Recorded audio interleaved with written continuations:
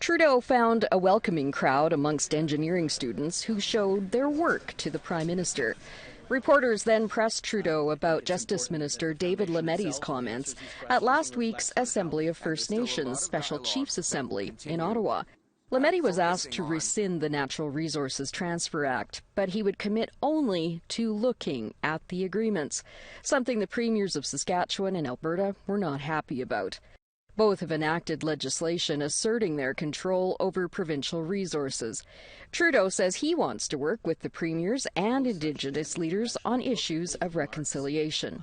It is very clear that we're talking about the importance of the federal government living up to our responsibilities under UNDRIP, something that unfortunately the prairie premiers have not taken seriously, and they are instead trying to elevate fears that have absolutely no grounding in truth. The Assembly of Manitoba Chiefs, the Southern Chiefs Organization, and the Federation of Sovereign Indigenous Nations in Saskatchewan all say that their member First Nations never abandon their rights to resources when negotiating the treaties. Trudeau also responded to the news that Manitoba will not recognize Orange Shirt Day on September 30th, saying only that he'd like the provinces to move forward more seriously on reconciliation.